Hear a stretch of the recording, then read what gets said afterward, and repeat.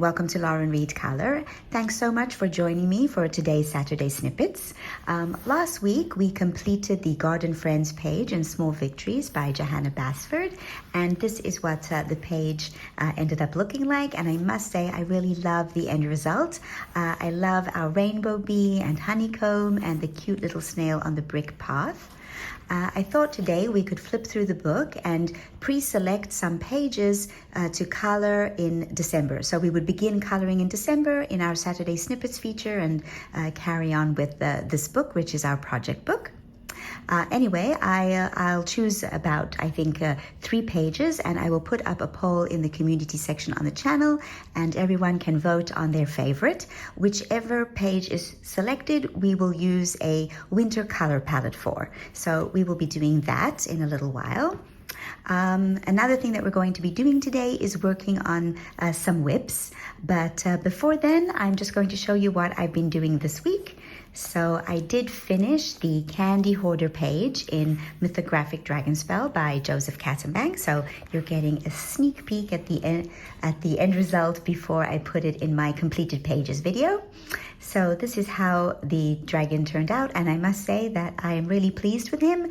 I had originally planned to have a pink dragon, but as I was coloring, he turned out orange. Sometimes that happens and you just have to go with the flow. But I really like the festive background with the little flags and all the sweets and the candies. I must say it's a little bit more bright than pages that I'm used to coloring with lots of different colors on the page, but it was fun nevertheless. So yeah, that's my Candy Hoarder page that I completed. Another page that I worked on this week is from Spirit Animals by Hanna Karlzon, and I am working on this Clockwork Wings and Clockwork Lady double page spread. This is a buddy color with Chrissy Wilcox, and we're having fun working on these pages. It's going to be completely finished by the end of December. So we had planned to work on the fly in November and the lady in December, but as I started working, I realized that I wanted to use the same colors. So I think I'm actually going to end up working on the 2 sides of the page in tandem. And I was thinking that today we could work on shading the wings on this fly. Okay, so I worked on that. Another page that I've been working on this week is, 1 second, I have to find it. It's this Princess Aurora page in Dark Fairytales by Kerby Rosanes. So I've already completed her face and the gold collar on her tunic and her crown, and now I'm working on the hair. So I have based the hair with Neocolor 2, and I am shading with Derwent Pro Color. And I thought we could also do a bit of that today. I could show you, give you a little taste of how I color hair. So we're going to try and do some of that. And if we have time, I thought that I would begin a page in Mythomorphia, also by Kerby Rosanes. So in the Mythomorphia challenge group that I'm in, we selected this double page spread for December and January. Yes, this is a project, but I have a lot of ideas of what to do with this page, and I thought that I would get started on it in today's video. So if we have time after all the other things that I have planned, we will get started with this page. I'm thinking of starting with the sky. So yeah, those are our plans for today, and yeah, I'd be happy if you stuck around for all of the fun and the chatting. Just a reminder that these Saturday Snippet videos are chatty videos, and I ramble on about all sorts of different things. So yeah, let's get going. Right, so we're going to start with flipping through Small Victories to choose a page to work on in December. And I've been looking through this book quite a lot recently, choosing pages, and I've noticed that most of the pages are spring, summer, and autumn pages. There are very few explicitly winter pages. So we can either choose one that is obviously a winter page, or we can take a page that is more spring, summer, and make it a winter page. We can see what we want to do. So, but ones that are explicitly spring-like or autumny, I'm not going to choose. So for example, we have these two moths, and we could make this a winter page. If we do it in a bluish purplish palette, then it could be a winter page, and it might even work very nicely as a companion page to the vignettes that we've already done. So that's an option. I'm just going to mark some of these, and we will narrow them down further once we're actually choosing our 3 that I'm going to put up for a vote. Okay, so for example, this one's really summery, so we're not going to do that one. We could do the butterfly in a winter palette, but if we're going to do that one, then we're not going to do this one because they're quite similar. Yeah, this mushrooms I associate with autumn, so that's not really going to happen. There are these houses which we could make a winter palette. On the other hand, each one is a small little image, and it would take us quite a few weeks to get through it, and it might be that it will no longer be winter when we're done. So I don't think we're going to do anything like that. I see these in autumn colors as well, so not those ones. Fish I associate with the summertime. Again, for houses, I'm just concerned that by the time we finish them, it will no longer be the winter months. Yeah, these are spring, summer. This is what I was saying. There's so many pages that are just too summer, spring, autumn, very few actual winter pages in this book. I suppose we could do this one in different shades of blues and purples, but we've already done that with the vignettes, and I'd like to do something a little different. Yes, spring, summer, because we'd want it to match the page we've already done. Yeah, summer, spring. Let's see, what else do we have here? Yeah, very much spring pages. Oh, we could do the little bonsai trees in winter colors, pinks and purples and blues. Yeah, let's mark this one. It's an option. We get a little tab. Okay, that's an option. Yeah, these are Valentine style. We might do this in February. Okay, we have this little bird. It's got mushrooms and flowers, and I've seen this done a lot for summer and spring. I mean, we could do it for winter with winter colors. That's also an option. Okay.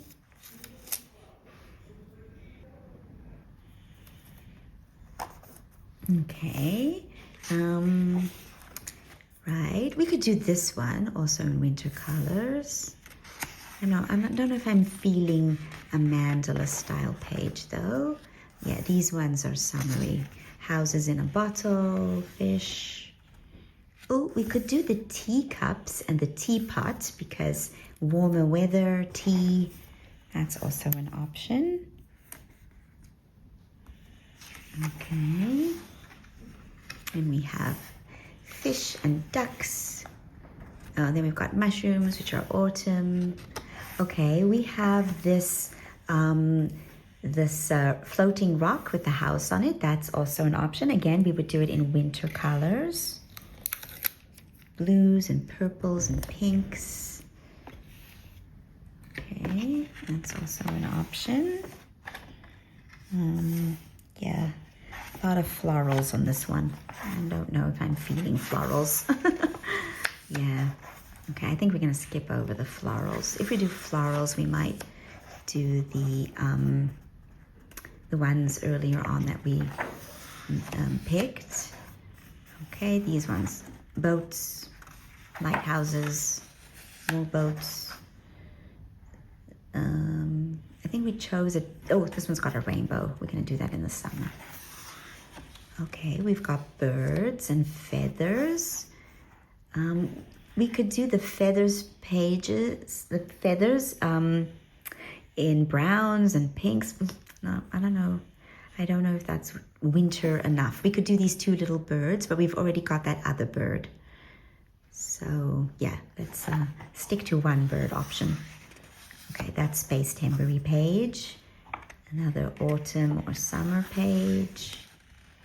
I've got these little animals, but I think spring, because spring babies. Yeah, I'm thinking of doing these in different seasonal colors, so I'm not sure we do that now. Okay, we've got fruits and ice cream, definitely summer. We've already done a snail, so, and I think that I would prefer to do him in spring colors. Now, another option is to do the wreath that is dedicated to winter. So that one is an explicitly winter page. So it's this one. Let's mark it. I think this is the only one that's really, I would say, explicitly a winter page. And then we've got more birds and flowers and houses. We could do the dragons, but I'm also thinking more spring colors maybe. Yeah. The narwhal is definitely a summer page. And I think that's it. Okay, so let's go back to the ones we've actually marked. I'm not sure that I really want to do this one right now. I think some of the others that I've marked are better, so for the winter. So let's take that away. Okay, this one's our completed page. Yeah, so let's just go to the other ones. We've got the little bonsai trees, which we could do in winter shades, but I'm not thinking, I think some of the others are a lot more wintry optioned. Okay, so I'm thinking we're gonna keep this one as an option to do it in winter colors, pinks, purples, blues, bluish toned greens like teal and turquoise and brown. I think we're gonna keep that as an option to choose from. The teacups, definitely, that one is more wintry. We're going to take this one out. I think we're going to do the bird, the teacups, and the winter wreath. Those are our options. Okay, so those are the three options, okay? The bird, the teacups, and the winter wreath. I will take pictures. I will put them up on to the community tab in the channel, and you can choose which one you want to do for the winter. So basically, I will leave the poll up over the weekend, and I will announce the winner, yes, in next week's Saturday Snippets, because that is when we're going to start. All right, so let me know which one you prefer, either in the comments or you can vote on the poll. Okay, so we're going to start by shading the wings on this fly, and I'm going to be using polychromos pencils, so Caput Mortuum Violet, burnt sienna, burnt ochre, light yellow ochre, and dark Naples ochre, and ivory. So those are the colors I'm going to be using. Right, so we're going to go from, I think we're going to go from dark to light. Okay, and my idea is to have it darker around the edge of the fly's wing, and then lighter on the inside. So that's what we're going to be doing. And we're going to start on the left-hand side, because I'm right-handed. And yeah, very lightly, we're just going to put this Caput Mortuum down in these shadow areas here. Okay. Sorry for the loud banging noise. The cleaner is cleaning. I live in an apartment building, and we have a cleaner who cleans the common areas. Yeah, so she's cleaning. So if you hear any banging, that's that. Also, if you hear a sewing machine, that's my roommate. She's making me a top. That's very nice of her. I had to stand very still and be measured for this top. We're which was okay. And then I'm going to have to try it on, and she's going to come at me with needles or pins. So good morning, everybody. I hope you are all doing well and that you are enjoying the weekend. So if you are new to the channel, welcome, and just a reminder that these are chatty videos where I chat about all sorts of interesting things, what's happened in my week, things I've encountered or seen in the neighborhood, on the internet, on the news, even though I really don't watch the news that much. I find it too depressing. When my father was alive, he passed away about 10 years ago, and he was a news addict. So he used to have the news on all of the time when he was home.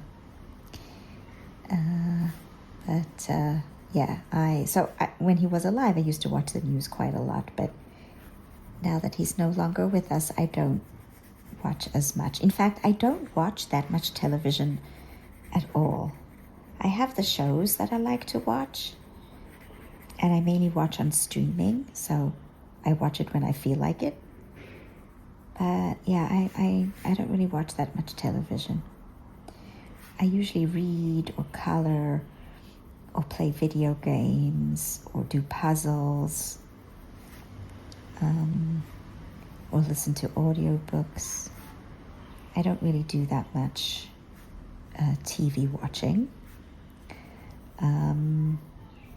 So speaking of audiobooks, I belong to a group on Instagram. I think it's the one where we are color tubers and we chat about all sorts of things. I'm not sure if it's that one we had a discussion about audiobooks in, or one of the others that I'm in, but in one of my Instagram groups, we were talking about audiobooks and audiobook narrators, and someone was saying that they were they were listening to an audiobook that they had to stop listening to because the narrator didn't appeal to them, which I must say I also do.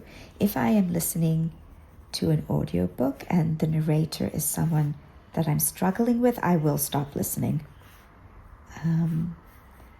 So I actually got into audiobooks a few years ago. I don't know if other people have pet peeves with their reading, but I have a pet peeve. And my pet peeve is that I cannot read books that are written in the first person. For some reason, my brain struggles with the whole I pronoun, because in my mind, I is me. It's me, but it's not me. It's a character in the book, if that makes sense. And so I cannot read books written in the first person. And that meant that there were lots and lots of books that I couldn't read.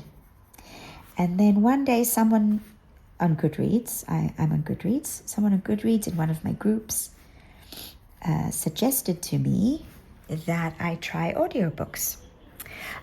Okay, so I am just now going to change the pencil. We're going to move on to the burnt sienna, but I'm just going to sharpen this first, so hold on one second. Right, so we're moving on to the burnt sienna, and I'm going to put this down. I'm going to go a little bit over the Caput Mortuum Violet, which is the pencil that I used before, and a little bit further in, but not very much, okay, because we want to leave these highlight areas. So a friend on Goodreads recommended that I try audiobooks for my first person pet peeve. And lo and behold, it actually worked. I was so excited. And the first book series that I listened to on audio was, what was it called? Blood Fever. And I think it was called Blood Fever. That was the first book. I remember that the character's name was Michaela. And it was all about the Fae And it was really good. She goes to Ireland. I think she's an American. She goes to Ireland. And the name of the hero was Barons. I can't remember the name. Fever. I'm sure that the name of the series was Fever. And the name of the author has escaped me right now. It'll come to me eventually. After I'm finished talking about my audiobook experience. So anyway,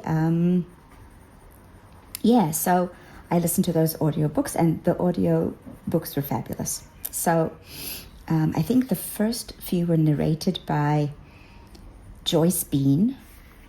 She's a great narrator. I enjoy listening to her. And then later on there was dual narration. When there was a dual narrator, so one of the narrators, the male narrator, was Phil, I think his name's Phil Giganti. There was a bit of a controversy around him a few years ago. But by that time, I'd sort of grown out of that series because she moved on to a secondary character who didn't interest me as much. Anyway, I digress. So, yeah, I listen to audiobooks when the books are written in the first person. And so I listen to urban fantasy novels and even some mystery thrillers that are written in the first person.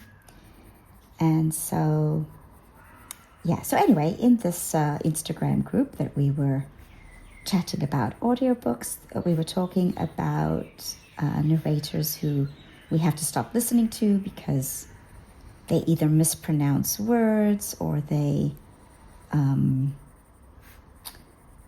their accent is difficult to follow, or they just, they sound monotonous, or they're just not, very good narrators.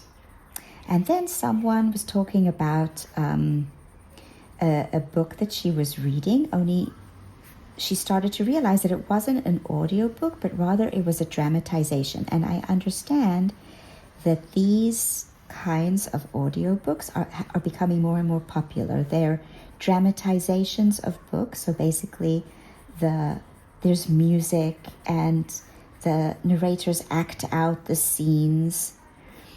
And I tried a couple. For example, I tried to listen to one of Ilona Andrews' books that had been adapted by, I think it's called Graphic Audio. And it was a dramatization, and I struggled. I really struggled with it because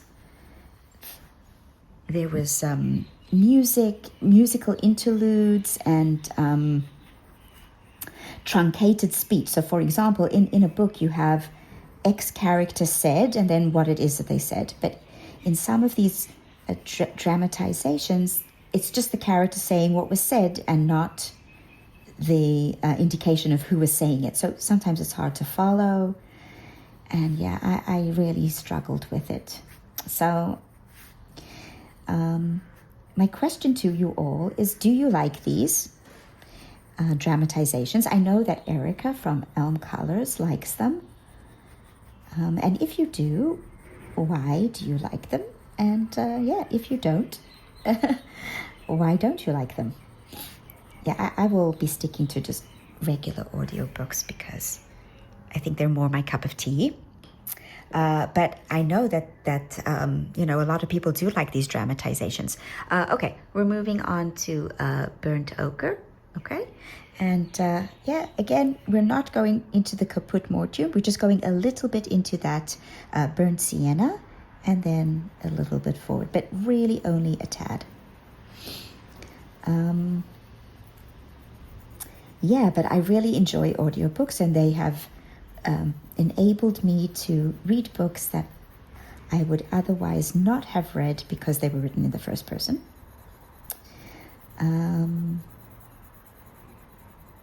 Some of my favorite, as I said, I love listening to Ilona Andrews' books. Most of her books are narrated by Renee Raudman, who is just amazing. Another, I'm trying to think of audiobook narrators that I like. I love Kathleen McInerney. She narrates the Linda Castillo, Kate Burkholder mysteries, also written in the first person. That's an excellent book series if you haven't encountered it before. It's amazing. And Kathleen McInerney is fabulous. Who else do I like? I have a love-hate relationship with the dual narrators. So when there are dual narrators, there's two ways of doing them. Either you have the male narrator narrate all of the male characters, regardless of if they're in the same scene or whose point of view the story is presenting. And then the female narrator narrates all the female roles. Or you can have the male narrator narrate the male character's point of view. So they will give both the male voices and the female voices. Hold on, let's go to our next color, which is light yellow ochre. I just need to sharpen this one. Hold on. Yeah, so a little bit on top of the burnt ochre, and then a little bit into the highlight. Yeah, and then the female narrator narrates the female's point of view and the male and female voices in that point of view. So I must say that my preference is for the former. Yes, the narrator, the male narrator doing the male voices and the female narrator doing the female voices. That is if there's dual narration. My thinking is if you've already got these two narrators, you might as well do it that way. I'm unsure as to the purpose of having a male narrator try to narrate a female character with a female voice. It doesn't really sound that good to me. Okay, I think I'm gonna put this Naples ochre. I think not. I'm gonna skip the Naples ochre. Yeah, it's the dark Naples ochre. I'm gonna skip it and go straight to the ivory, where I am going to blend the highlight out. Okay, so just the highlight area. Yeah, I mean, you've already got these two narrators. Why have a male narrator narrate female voices? I'm just not clear as to the function of that. Yeah, so I definitely prefer it when it's in dual narration, when it's a male doing male voices and a female doing female voices. Because some male narrators are just not really good at female voices. Yes, we're back to Kaput Mortuum Violet. And of course, some female narrators are not good at male voices. But I have definitely found that female narrators are better at male voices than male narrators are at female voices. On the whole, like, I don't want to overgeneralize, because there are some fabulous male narrators who do great female voices. So, for example, the Harry Dresden books, which are narrated by James Masters, he does great female voices. So I really, I don't want to overgeneralize. And there are some female narrators who are terrible. They can't get that low octave for the male voices, and so they sound like women pretending to be men. And it's a struggle sometimes with narrators. But my biggest problem with narrating is not necessarily the voices. It's sometimes the monotonous, like a narrator who does not alter their voice at all, and they read all the parts exactly the same way. And it doesn't matter if it's speech or if it's narration or if it's a male or a female character. They just don't have the range. So, yeah, I struggle with those a lot. And, if you can hear the sewing machine, that's my roommate sewing. Right, we're going back in with the burnt sienna. I'm just deepening up shadows now.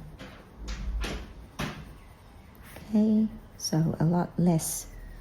And all of this is with very light pressure, so you can build up the color with polychromos pencils. And we also want to keep the near 2 that's underneath. So, that's my audiobook issues. And but I do enjoy them, as I said. And there's also this debate in the reading community about whether or not listening to an audiobook is considered reading.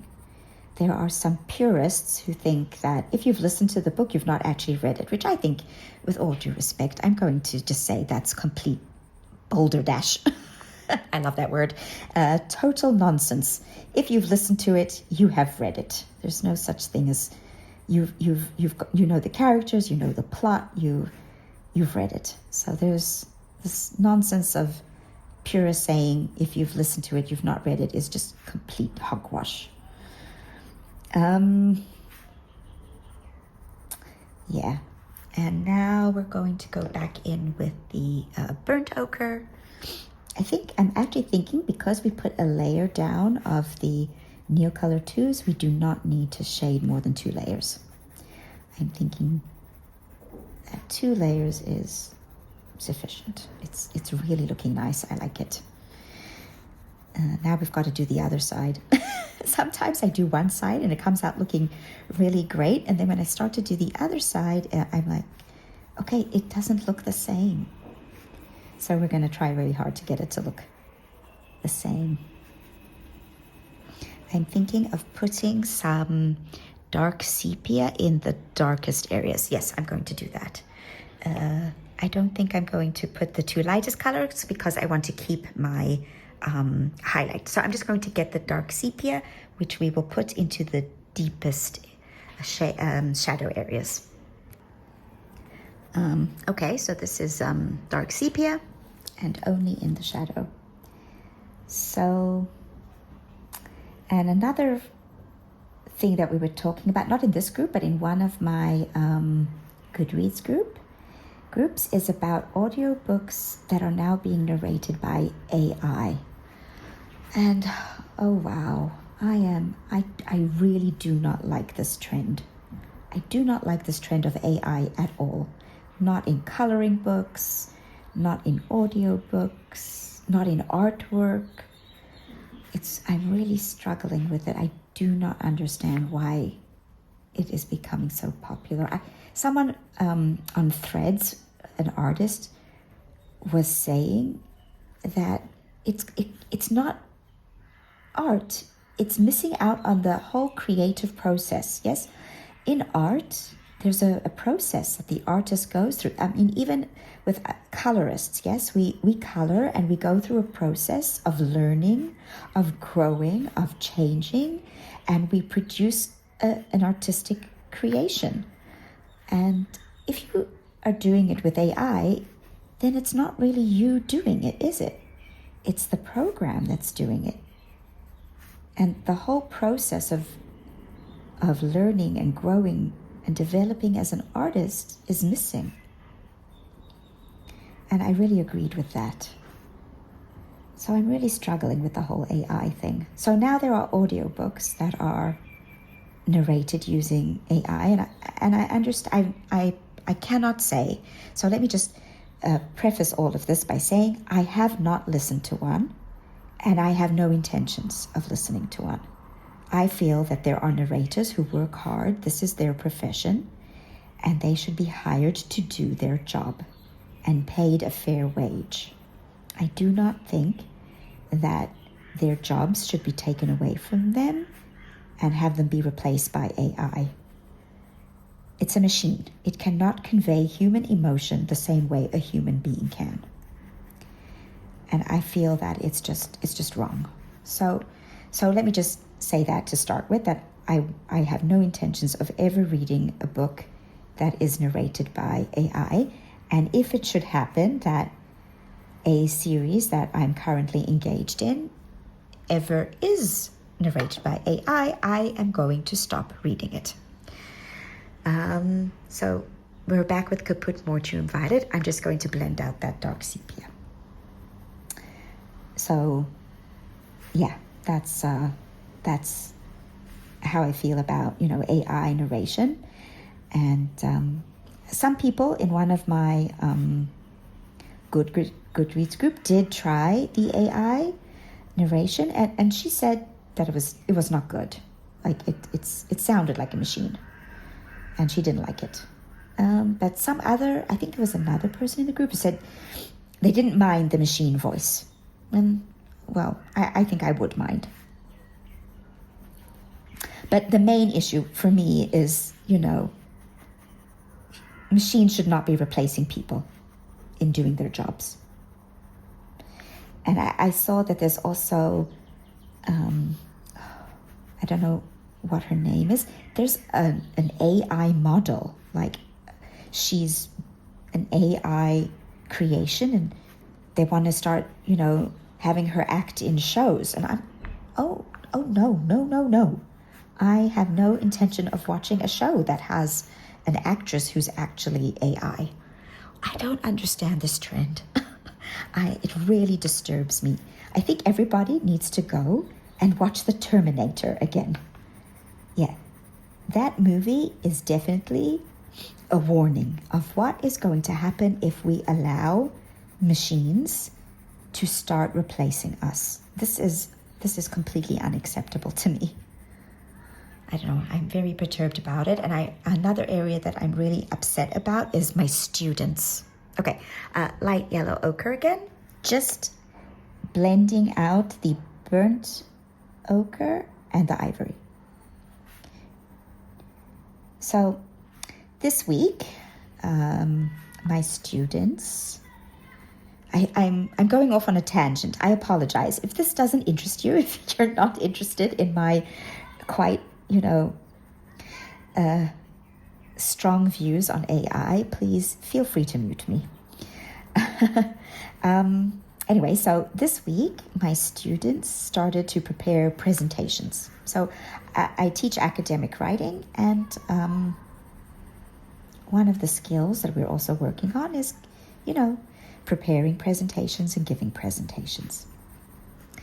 Yeah, so they... This week, I taught them presentation skills, and one of the aspects of that is how to prepare a presentation using PowerPoint. Okay. Oh, wow. I am really pleased with that. That came out gorgeous.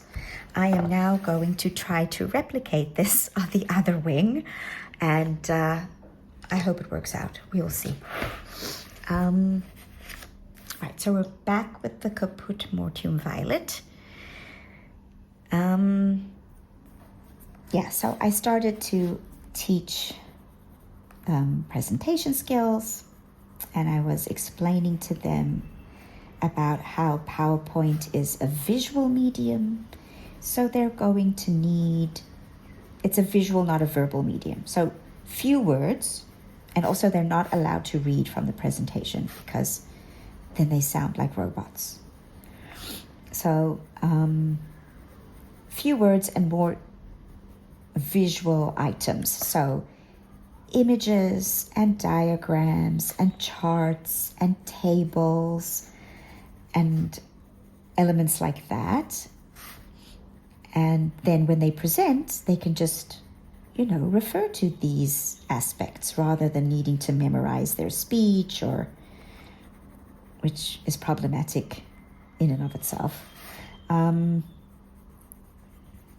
So, to do that, to create these kinds of visual elements and include them into the presentations.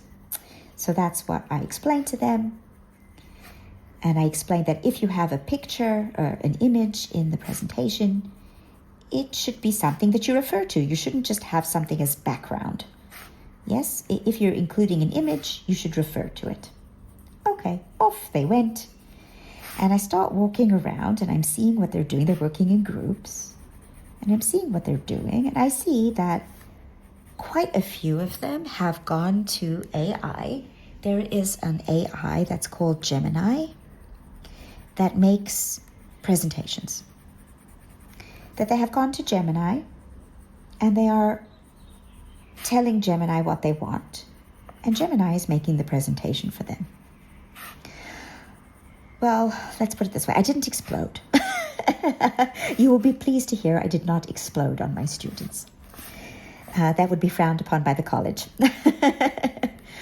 So yeah, I saw this as a teaching moment. So yeah, so I chose one group who were doing their presentation on animal cruelty in medical experiments. Okay, so let me just preface this by saying that these particular students that I am teaching this academic writing course to are students who are studying biotechnology engineering. So they're biotechnology students. Anyway, and they chose to do their presentation on animal cruelty in experiments, which is very interesting topic for them to choose. Anyway, they had gotten Gemini to create the presentation for them. They had told Gemini what they wanted, and it created. And it was so obviously made by a machine. We're moving on to our next color, which is burnt sienna.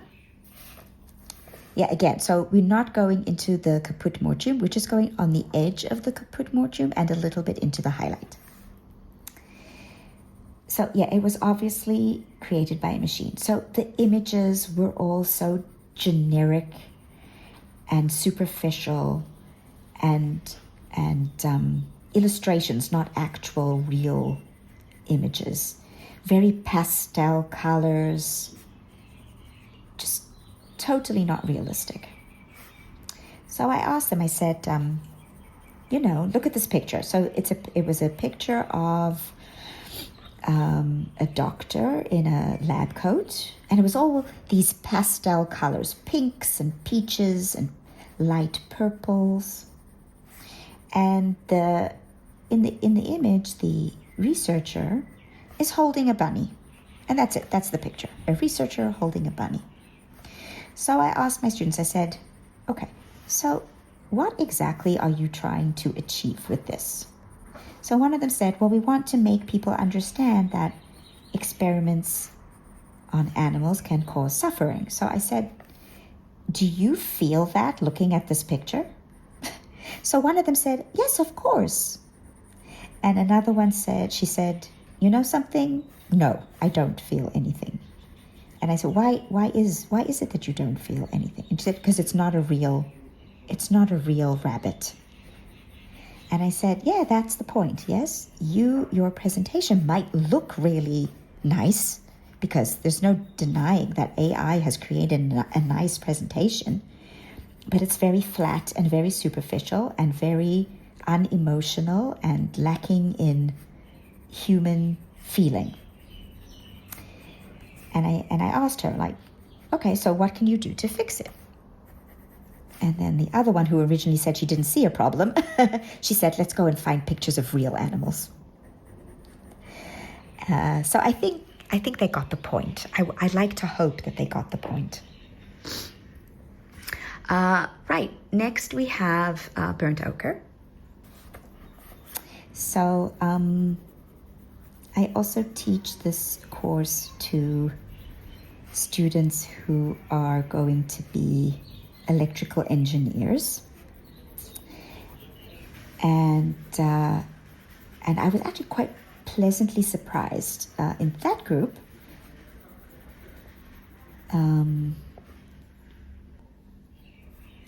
Most of them decided not to use AI to make their presentation, to make it themselves. And one group, they asked if they could do their because I said they could choose their own topics. I gave them a list of topics that had to do with ethics in engineering. So for example, recycling of batteries from electric vehicles, or mining minerals in conflict areas, conflict minerals, things like that. But then a couple of them said, can we choose our own topics? So I said, sure, you can choose your own topic as long as it's something to do with your discipline. So one group decided that they want to do their presentation on the aurora borealis. Okay, we're moving on to light yellow ochre.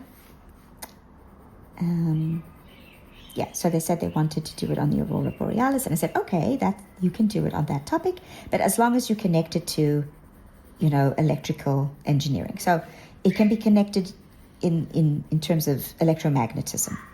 So they said yes, that they would make sure to include that discussion in the presentation.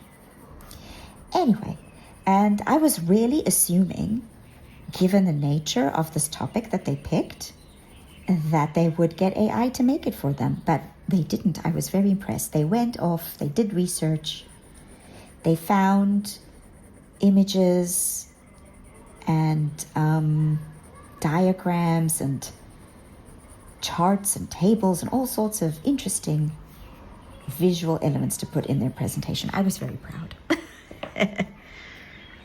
Okay, now it's ivory. We're just going to blend out the highlight area. Okay. And yeah, so I think they're learning. I hope that they're learning. And I hope they're understanding that while, yes, AI is a tool and it's useful and it will make their lives easier perhaps, it also has its problems. And also, I also made sure to talk to them about how it makes things up. Yes, it's getting better in terms of the quality of the content, but very often, especially in very specific scientific disciplines, it has a tendency to invent things. So I said, whatever AI gives you, you must definitely, fact check. Very important to fact check whatever AI says. We'll see. They're going to actually do the presentations on in next week in the next lesson, and I will see.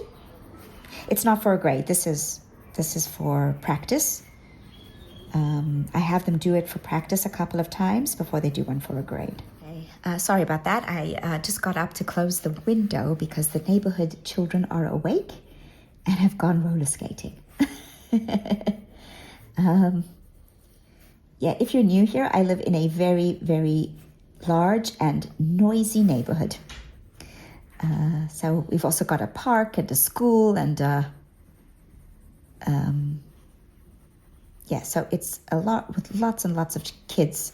So if you ever hear kids in the background, it's my neighbors.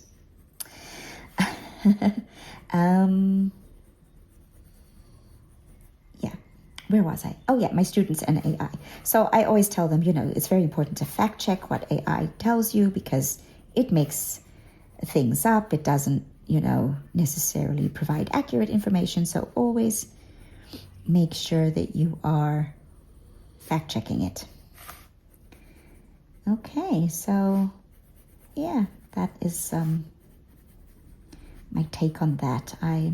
As I said, I'm troubled by the use of AI and how popular it's becoming, and I really hope that it's a trend. And when I say AI, I also want to say that to me there is a difference between assistive AI and generative AI. So for example, assistive AI, I would consider something like Google Translate or a program that helps people who have learning disabilities to read if they're, say, dyslexic, and there's a program that helps them to read text, like a text, to voice app of some kind. So I do, or a spell checker like Grammarly. There are lots of those.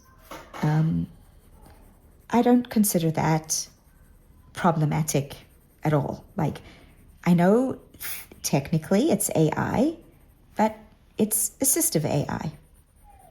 It's there to make people's lives easier, especially if they are disabled in some way. So my issue is not with that kind of AI. My issue with AI is the generative AI, the AI that creates art, creates presentations, does writing for students instead of them doing their own writing, creating coloring books. This to me is unacceptable. I find it just wrong. First of all, most of these AI chatbots and websites and applications have been trained on content that has been taken from artists and writers and journalists without their knowledge, without their consent, and without paying them. And so that is not right. It's very ethically questionable. So whatever content we're getting out of AI, it could be argued that it's stolen. So I find that very troubling. And I really wish that colleges and universities had more strict policies as educators on not using it. But I suppose you can't uninvent the wheel as well. So it's a quandary. A quandary? Is that the word? A conundrum. Light yellow ochre. Okay, so make sure to leave the highlight. And I think I've been talking about that for 40 minutes. I thought that I would have enough time to color more than one of my whips. But I see that this has taken longer than I thought it would. But I do want to show you in dark fairy tales how I color hair. So I'm just going to finish this up. So back with the ivory, just to blend.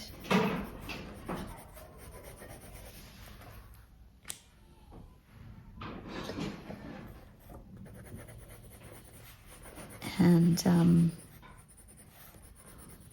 yeah, I'm going to stop here. So basically what I'm just going to do for the rest of this is just keep layering until I get it to look like this side. So I still have to put in the dark sepia and then one more layer of each color. Now we're moving on to this page, which I'm calling Princess Aurora.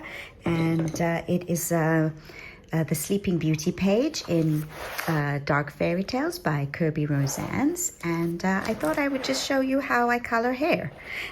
Keep in mind, I am going to be doing a more detailed tutorial on how I color hair in the near future, so stay tuned for that. But for now, I just thought that I would give a couple of quick tips. So basically what I've done here is I've based with Neocolor 2 and I am shading with the Derwent Pro Color pencils. I find that these pencils are perfect for hair. They have a hard tip and they keep this sharp point for quite a long time, which is great for hair. Another brand of pencil that's really good for hair is Polychromos for the same reasons. You get the sharp tip and you can flick with the pencil, which is good for hair and for fur. Another thing that I recommend doing is just focusing on one section of hair at a time rather than trying to do all of the hair with one color at a time. Focus on sections. I find that is a lot more relaxing and less stressful. Anyway, so that's what I'm going to do. I think I'm going to color this section of hair and I'm going to zoom in. Another thing to keep in mind that when you are zoomed in and coloring, it doesn't necessarily look good. But when you zoom out and look at the whole effect that you're getting, it looks a lot better. So I'm going to go from dark to light. So I'm starting with chocolate, which is 58. And I am going to be putting this color around the thorny stems and the rose because they are casting a shadow onto her hair. Let me just get a piece of paper to rest my hand on. Okay, so yeah, that's what I'm doing now. And because this is such a small space, you don't really have to worry about doing flicking motions. You can just color in the small spaces and not worry about that because we're not going to put a lot of layers here. Yeah, so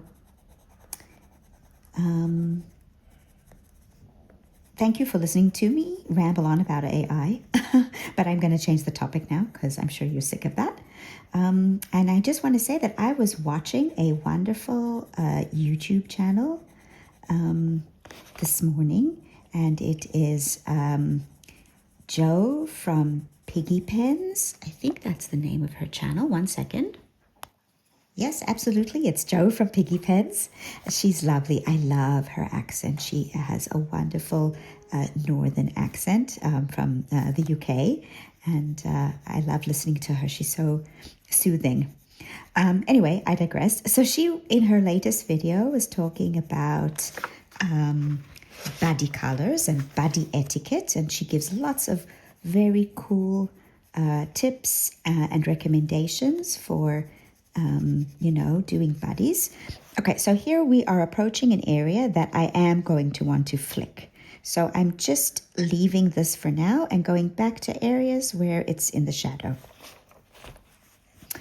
Right, so as I was saying, she was talking about doing buddy colors and how to approach people to do buddy colors, and how to go about deciding on a page, and how to, keep in a touch with your buddy and communicate, and what palettes to decide on, all sorts of interesting tips for choosing buddies. Okay, so she has that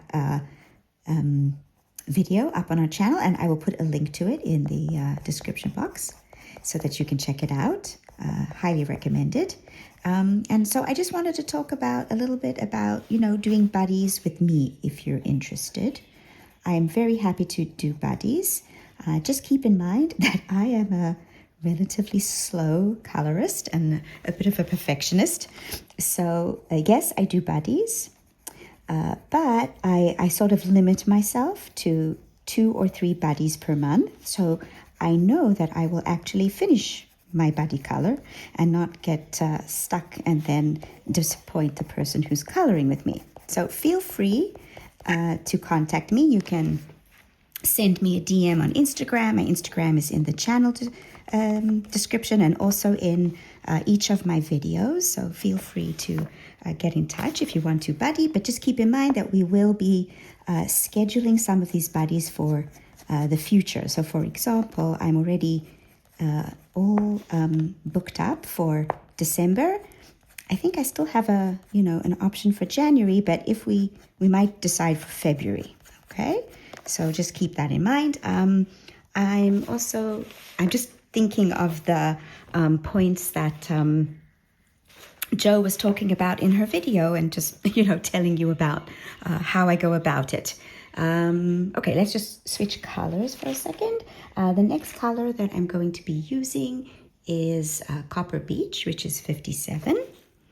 And keep in mind, I've got sharp points on all of my pencils. I'm also going to turn the page a bit. I've just turned the page a bit so that I can get into the crease of the spine of the book. If you can't get into the actual crease there, like you can see, I haven't actually been able to do that. But if you have a sharp pencil, you can get pretty close.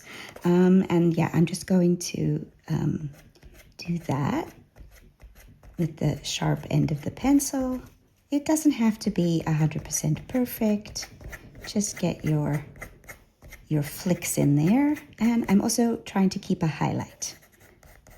Okay, so so as I was saying, if we do set up a buddy, it might, not be for the month that we actually plan. And that's not what I want to say. It might not be for the month that we contact each other in. Rather, it will be for a later month. Because as I said, I can only do about 2 to 3 buddies per month, which is, it's my own issue. I just take time. So, and I don't color that many buddy colors in 1 month. So she was also talking about, do we show progress pictures? Do we decide on a palette to do together?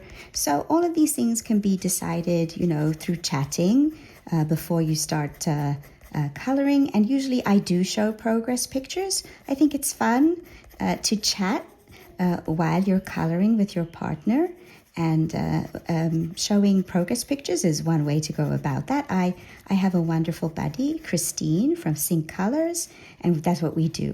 We show each other our progress, and we commiserate with our problematic sections and color choices and all of those kinds of things, and it's a lot of fun.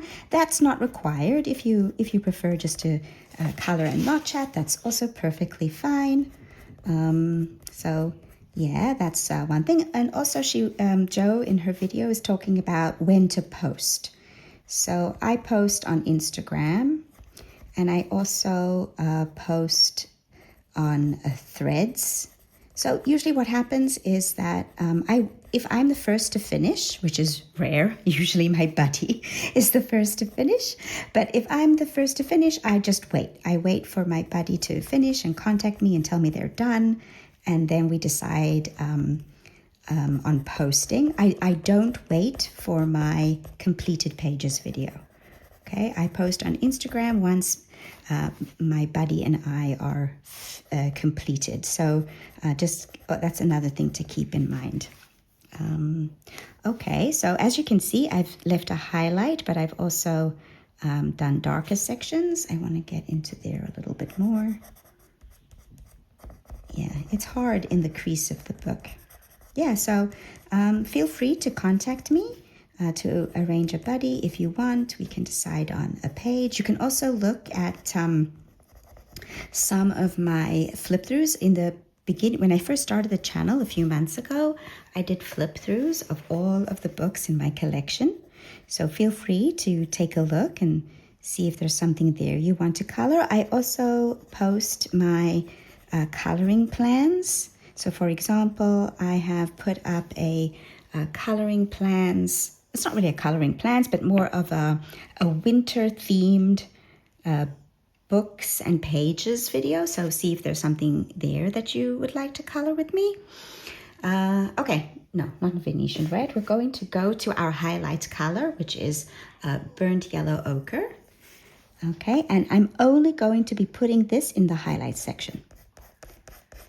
Okay, so I'm going to avoid the shadow area. Oh, please ignore the squealing dog. He wants attention. Hold on one second. Let me go and see what he needs. Yeah, sorry about that. He was telling me it's breakfast time. I got an early start this morning. But now he's awake, and so it's time for breakfast, which is perfectly fine. He knows when it's his breakfast time. Anyway, so as I was saying, yeah, let me know if you're interested in a buddy, and feel free to contact me. I enjoy doing buddies, but it will definitely, not necessarily be for December or January, but for February, March, April. Right, so I'm going back to the chocolate, and I'm going to deepen up shadows. Okay. Right, and I'm going to go like here, for example, around this. Okay, I'm going to just move my under my protective page because it's in the bend of the paper and it's a sensitive area, and I don't want the paper to tear.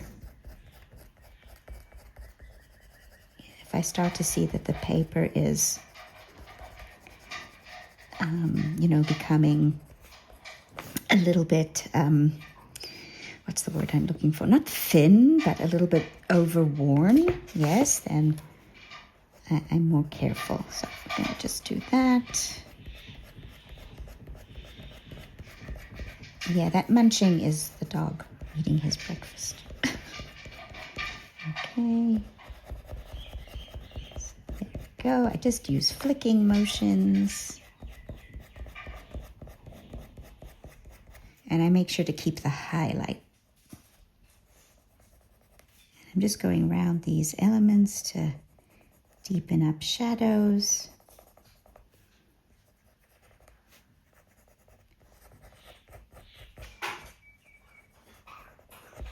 Okay, it's hard in this area because of the spine.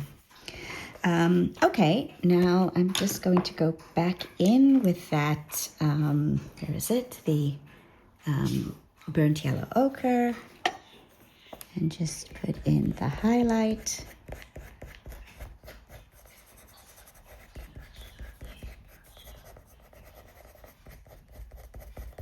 Okay, now this page, this girl, she has brown hair but with reddish tints. So I am going to take the Venetian red and I'm just going to put in random places some of this Venetian red. I am not going to do what I did with the other pencils and go over the entire section, but just in a couple of random places, add a few reddish tints, not a lot, and just, you know, random areas, just to show she's got, yes, reddish highlights. That's it. And you can put that even in the darker areas. Yeah, let's see what we got. Let's zoom out. Okay, so I'm zoomed out and I can see the effect that I've got with the rest of the hair, and I really like that. And as you can see, because this is in a darker area, it's much darker. In fact, for this particular page, I decided that this side of her hair would be lighter and this side would be darker. And yeah, I think that's working out quite well. Yeah, and so I'm just going to continue with all of the sections of hair doing exactly the same thing. As I said, I will have a more detailed tutorial on how to do hair and skin and fabric. All of those things will have tutorials in the coming year. So yeah, I think that is it for today. I think this video might have been just a little bit longer than usual, but I had fun spending time with you all, and I hope that you will join me for next week's Saturday Snippets, where we are going to be starting our next page in Small Victories. Don't forget to comment which of the 3 pages that I have mentioned you want to color, or vote in the poll in the community section. So have a wonderful weekend, and I hope to see you soon. Bye for now.